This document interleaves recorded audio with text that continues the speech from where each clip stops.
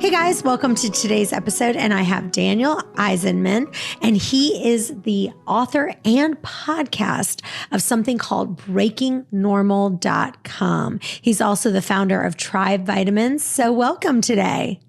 Thank you, Chantel. I'm stoked to be here. So Daniel, tell us a little bit about Breaking Normal. What is it about and what got you into it? Yeah, so Breaking Normal is the name of my book that is basically the summary of the golden thread of what I experienced of hosting health retreats for over a decade, specifically health through honesty.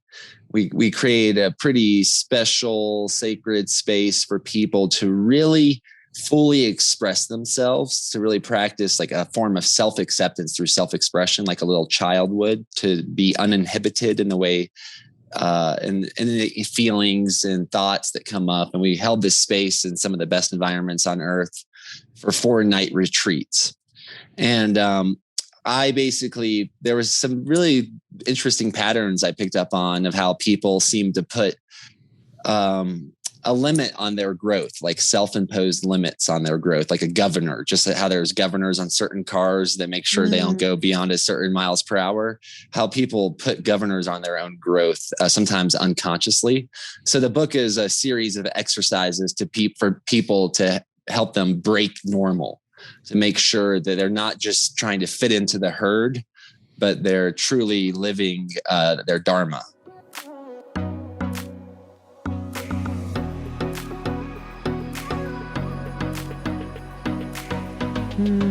I love that. So give us an example, because I think that's so true. I know that I've done that before and I probably do it on a regular basis. But give me a really practical example of how someone could put a governor on their growth when it comes to weight loss. Oh, to weight loss. Great. Mm-hmm. I was getting ready to answer my life's purpose question, specifically weight loss. That's a great, okay, right off the bat. If someone's using a scale as their main barometer for weight loss, that could be a governor on their growth. Because a lot of times, for instance, if someone's wanting to have a thinner waist, they may need to gain more muscle than fat they need to lose, which means for their waist to be at their ideal form, they might actually get to be heavier. And if they're relying on a scale as their only parameter for success, that would be an issue. That's so good. Okay. Give us another one. That was too good. Give us another one. Okay. For me, I'll give a really personal example on this one. I practice a raw vegan diet, and I was losing for years, actually. And really strictly for months at a time. And the reason I got kind of caught in that loop was because at first I was losing a pound a day. And most people I had met would do that. They would lose a pound a day if they only ate raw fruits and vegetables, nuts and seeds, especially if they were ripe and in season, and they would be okay and good for months. And they would lose a pound a day until their body came to a natural no fat zone, or really little fat zone. And what happened to me, that worked, and that worked for most people. But what happened for me is eventually my testosterone got depleted. And I started getting skinnier and chubbier at the same time. And it was as this path that I found myself on as a clean way of eating, it was also the path that I lost myself on. I was so certain that the raw vegan diet lifestyle was the best way to eat long term, that the dogma kind of clouded my reality, but was actually going on, and I had no testosterone. I barely had any testosterone left in my body. I got a blood test, and I started eating wild salmon, and I woke up the next day like a new man. Wow. And I think that one of the things that is kind of scary about the raw vegan diet is just the amount of vitamins as far as B12, your iron levels. Talk about that a little bit. Oh, yeah. There's definitely certain micronutrients that are going to be pretty challenging to find, and that could really take a toll on someone's overall health long term, such as some of the ones you mentioned, like B12 and iron, not from plant sources. There's a different type of iron from animal flesh that is arguably more bioavailable. I think it's called heme iron. And I am by no means I'm not one to regurgitate too much scientific data. I think that's what Google's for. But I will say that this supplement right here would have been the ideal thing for me to have coming off the raw vegan diet, because eating just animal flesh after not having any animal cholesterol for so long was a bit overwhelming for my system. And being able to microdose on raw liver, which I think is nature's original and most potent multivitamin, and I think it does matter which animal you're getting that from, that can make all the difference. That could have allowed me to probably be a raw vegan while supplementing on liver in a way that I was thriving much longer. But because I was having no animal cholesterol, my understanding is animal cholesterol is a precursor to some of our sex hormones, such as testosterone. Then my body was just it was starving. It was interesting. It was a great diet to be like a yogi. All I wanted to do was like run around and eat fruit like a little hummingbird and meditate. And that was all good. But I had none of those primal desires or frequencies of wanting to reproduce. Just nothing, no interest in women, no interest in the opposite sex, none of that. And I do think that for me personally, I'll say for myself, if I want to feel that primal drive, eating wild animal organs, especially, will catalyze that for me.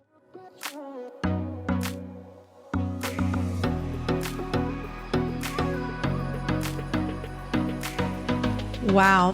So what does your diet look like now? And how did that transition look like? And so if you said, okay, I went from being raw, because that's a pretty huge, 180 flip. So talk about that, how that happened, what had to fix your mindset, and how your health has transformed since you made that decision. Well, yeah, the beautiful thing about the raw vegan diet, and I have a whole YouTube channel my brother is called Raw Bras. It was quite the show. And it opened my eyes to a diet beyond the food pyramid, beyond what commercials tell me, beyond what the advertisers are paying millions of dollars to share, beyond the medical schools that are funded by certain industries, such as the dairy industry. Like, it just basically removed me from the groupthink of capitalism being in bed with healthcare and food advice. So I really I cleaned my whole body out, and I got to learn how certain things treat my body.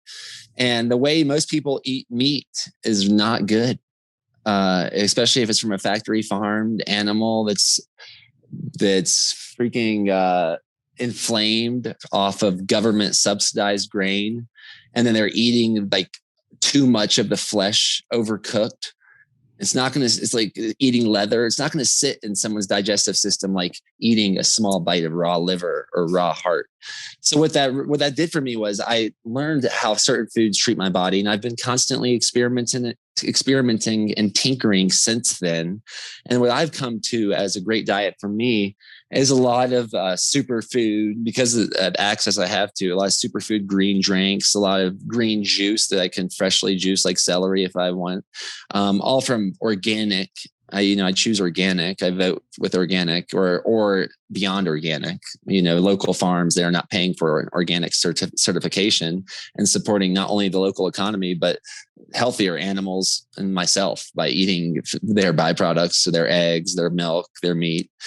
And I think when you can eat within the seasons and you can eat wild animals, if you can eat fruits and vegetables within the seasons, without pesticides, and you can eat from wild animals the right amount and of the right kind of byproducts, not just steak, but some liver, some heart, some of the other organs, and making sure they're not overcooked and making sure you're not eating too much at once. That's what I like to do. I typically don't even eat many calories during the day. It's mostly like superfoods and different kind of shakes or coffee, or different teas. And then at night, I'll usually get down with some really epically sourced bone broth, raw milk, maybe a steak or a chicken or a fish, some sort of meat, maybe some potatoes, maybe some rice. So that's kind of how I eat currently. And the tribe vitamins during the day, like, yeah, when I have this in the morning with coffee, I feel like I have a long lasting endurance where I'm just thirsty. I think a lot of people think they're hungry when they're just really thirsty. So I stay hydrated with high quality spring water and tribe vitamins and other supplements, and then really chow down at night on a rich meal, like an alpha from the wild would eat. Like my understanding, when a pack of wolves or a pack of lions takes down a prey, like you have the zebra behind you have the bison behind me, the alphas will get the liver and the heart first, and then the other animals will get their fill. And a lot of times they'll just leave the flesh meats for scavengers. So I'd rather eat like an alpha than a scavenger.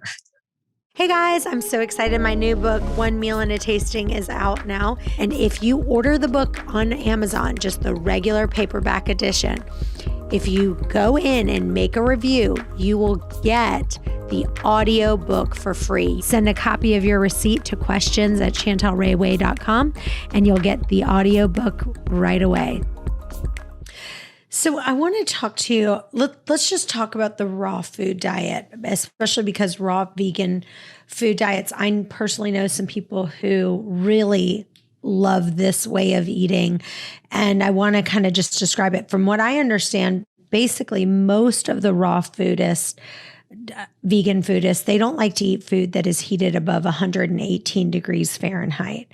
And then the idea is to attempt to try to preserve the produce's nutritional content. So basically they're saying, cooking is kind of killing some of those enzymes, and, the heat is destroying the enzymes in the food, right? Am I kind of getting that? Is that what, that's definitely a major what you were thinking before?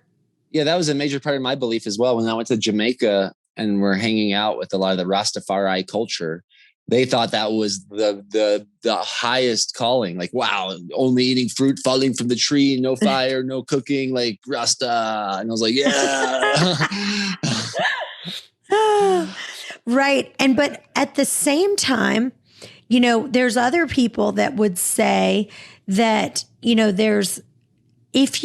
when you cook at them, that it's actually better for you to digest because it helps, cook off some of the things. So it's almost like there's two different camps. You've got this camp over here saying that heat destroys the enzymes in the food, but then you've got this whole other camp that says that human digestion, it really helps when you cook or saute your food a little bit because it makes the food easier to digest, especially with like cruciferous vegetables like kale, broccoli, cauliflower, cabbage, that, when you do heat them up, it's a lot easier for you to make it digestible.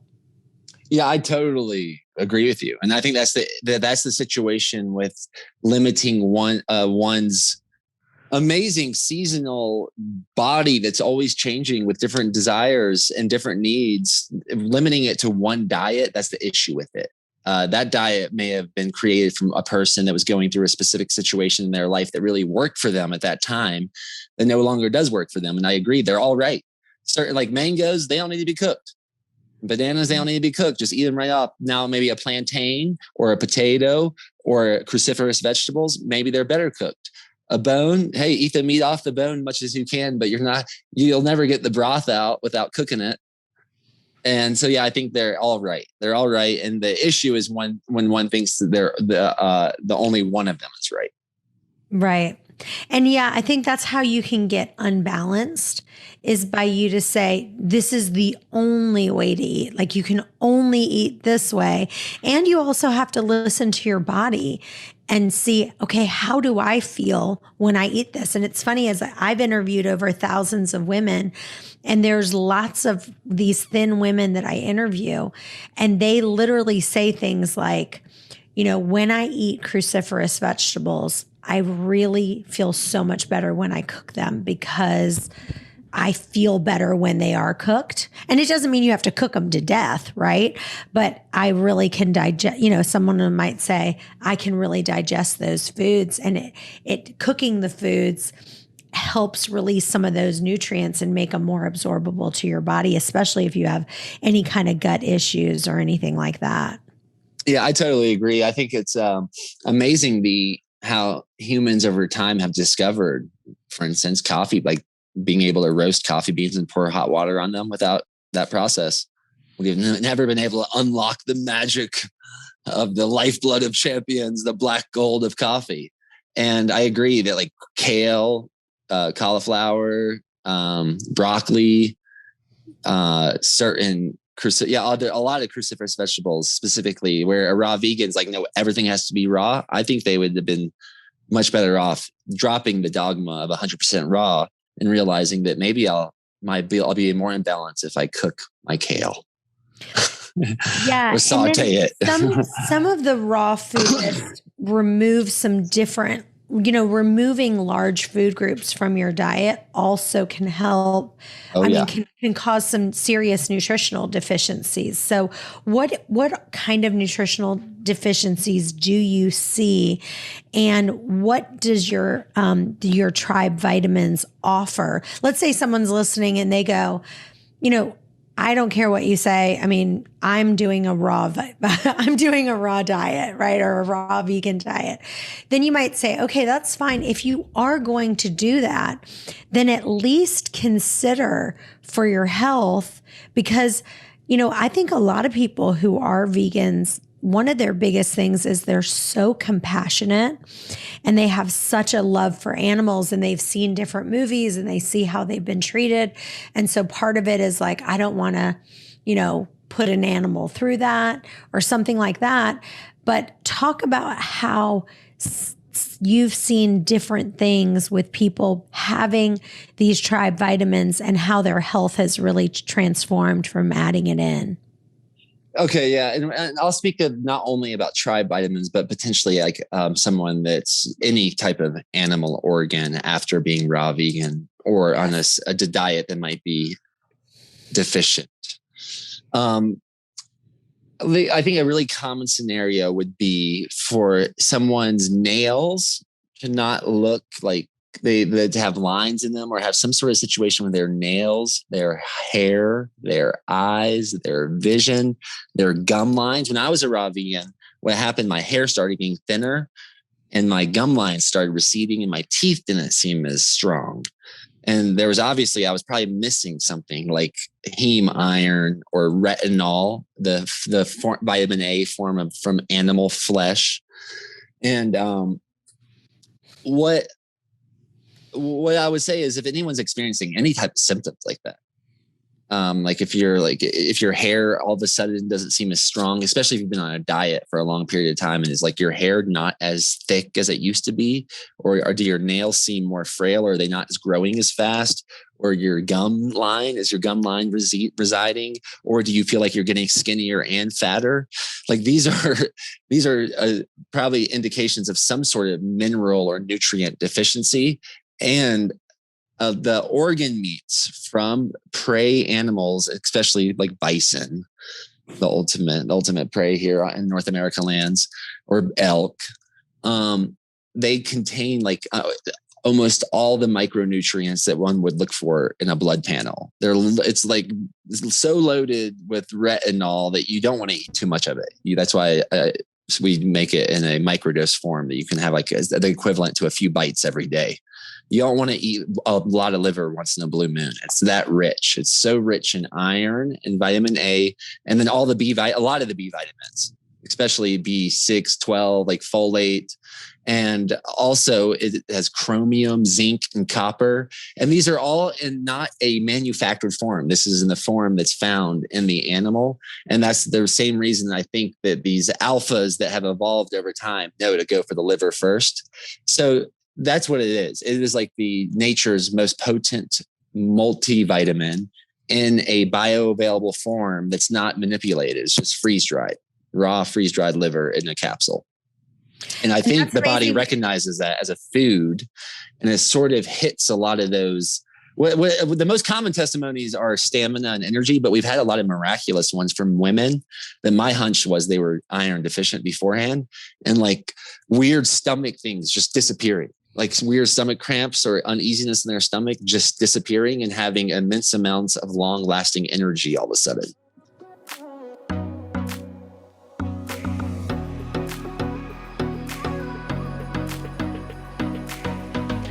That's awesome. And I think one of the things I love is that your bison organs are coming from bison that are able to roam in open pastures. They're happily grazing on, native grasses all day, and they're 100% grass fed from start to finish. So, and also not with fertilizers and pesticides and stuff like that, because, especially those people who are really concerned about making sure the animals are always treated humanely, and both when they're living and through the slaughter process, that should make somebody who maybe is really passionate and cares about animals also say, okay, I can feel good about, so then I know I'm feeling good, right? This is giving me everything I need to have a great life, have the energy I need, fill my body with the iron, the B12, the vitamin A that I need, but also I'm being kind to animals as well.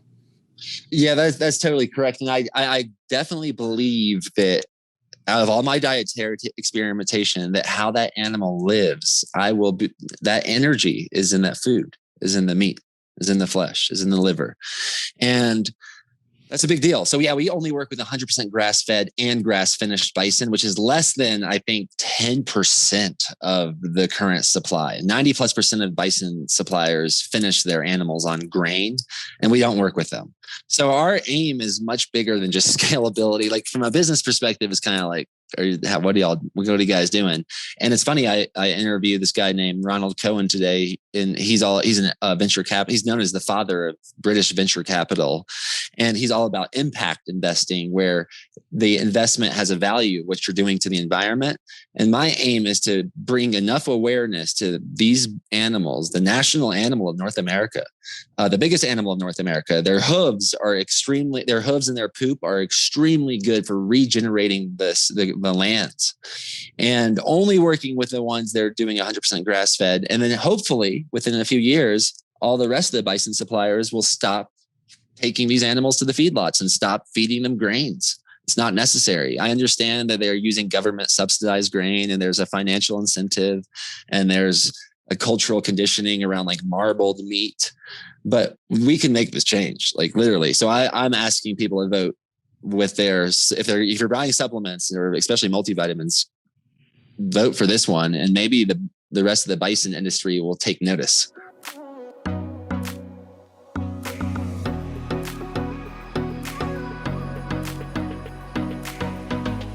So what are some benefits that you've had from changing your diet to going from vegan to adding meat back in your diet? What are some other benefits that have come into your health? Yeah, it is. I think it's totally around as a male, especially around my testosterone.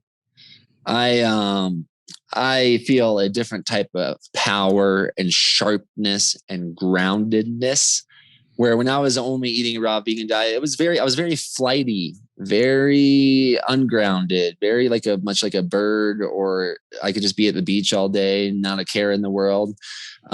It brings me back to the reality that I'm in. And when I feed my body wild animal nutrition, I get to remember the wild animal that I am, and I start to embody that more.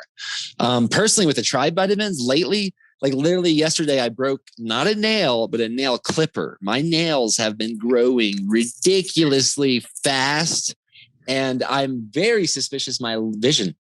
I want to go take a vision test. I think my vision has gotten so much better. And the nails and the hair thing is a very common side effect for someone that might be eating a raw vegan diet for a long time and then starts to incorporate animal organs into their diet. They'll probably notice whoa, hair, nails, and probably a libido, something in their libido, like a wake-up call.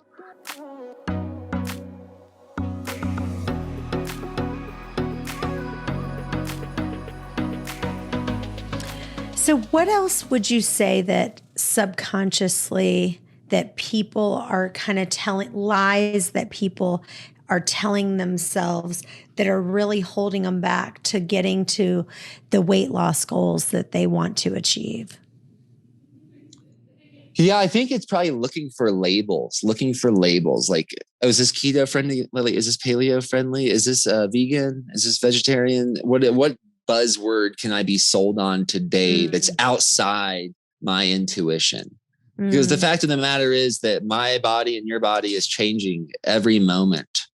And especially every year, and especially based on our current needs. Like, am I facing something that's really challenging in my life, or am I just looking to relax? Like, to me, that's much more important. My diet choices are much more about that than what some label tells me. And I think when someone's trying to limit their diet to some sort of label, they may be forgetting their best dietitian, and that's their own inner guidance. Like, what is your body craving? What would taste really good? Maybe find out a way to muscle test, maybe find some sort of intuitive testing, or maybe shutting your eyes. Like, what does my body want right now? And most likely the answer will be some sort of natural whole food that is found around you. And it might be the season for them. That's so good, because I think that my favorite, when I just finished my 4th book, and it's called One Meal and a Tasting. And the reason why it's called that is because out of me interviewing all these thin women, I've realized that intuitively, like, sometimes they might eat 1 meal a day. Sometimes they might eat 1 meal and something small. Sometimes they might have 2 meals, but on the regular, they're eating 1 meal and then they're having something smaller later in the day. But again, I almost called it the intuitive eater. And because every one of these thin women had a philosophy of eating that they were the expert of their own body and their own hunger signals.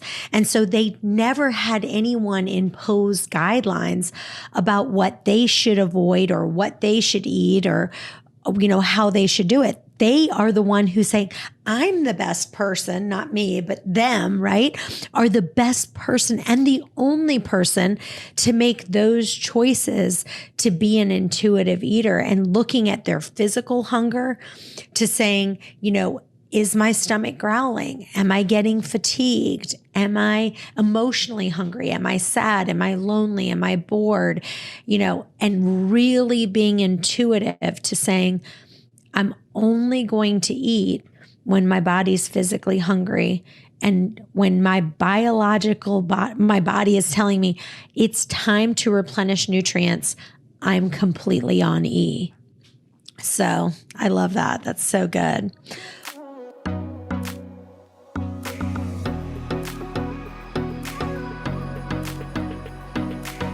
Well, what have I not asked you that you want listeners to know or understand? Well, to add one more element, to almost add another addendum to your previous question, and to affirm what you were just saying, I'll tell you, the people that also get caught up in certain rules or dogmas around their diet, I think it's one of the worst things someone could do is to eat something they don't think is good for them. So my number one ingredient in all my foods is gratitude. And if I can be grateful for every ingredient and realize that I'm choosing to eat this because it's good for me, to me, that could be so much healthier. Even if it's a brownie or a donut or from Dunkin' Donuts, whatever it is, if I can contemplate how did every ingredient get in that donut, and how is it impacting each person that put their hands on every ingredient. And it's quite complicated with a donut. Hence I don't eat many donuts. It's pretty easy with an apple, or it's pretty easy with a Bison. And I think coming at my food with that attitude of gratitude and being able to pray for every ingredient is much more powerful than if it's keto friendly or if it's fast food.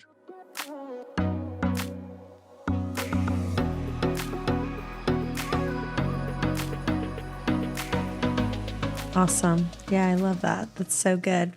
Well, Daniel, this has been so awesome. Tell listeners where they can find you and where they can follow you. Yeah, so you can Daniel Eisenman, my name, on Instagram is probably the social media site that I'm the most interactive on. So you can always send me a message on my Instagram. I usually reply, and or Facebook, and or Daniel at breakingnormal.com. That's my email, which is my website, breakingnormal.com. And that's where I would suggest if you want to check out a podcast or check out the book on audio, particularly. That's what I would suggest, an Audible. JP Sears reads the foreword and I read the rest. And if you want to try some of what I would say is nature's original and most potent multivitamin, go to tribevitamins.com, put your order in, and you'll be able to start microdosing on that in a few days. I suggest taking it maybe on an emptier stomach in the morning with coffee, if you drink coffee. But it's an awesome like way to, I would say, remember and rewild ourselves. I can't wait to try it because every time I do any kind of lab work, my doctor always tells me that I'm iron deficient, even though I eat a lot of red meat. And so I think I just still have some gut issues that I need to work on. But my ferritin is usually low and my iron's low. So anything that I take that has, any liver support or anything like that, or Bison, I always feel like $1 million. So I'm really excited to try it, and I'll let you know what I think. Yeah, I'm super excited for that. Well, especially if you're doing blood work somewhat consistently, I think this is going to be one of the best things you could take. And then I can be like, whoa, yeah, what'd you do? Before and after, that'll be really exciting for me to see. Well, thank you so much for being with us, Daniel. This has been great. And you guys stay tuned. We've got another episode coming up in just a few. Bye-bye for now.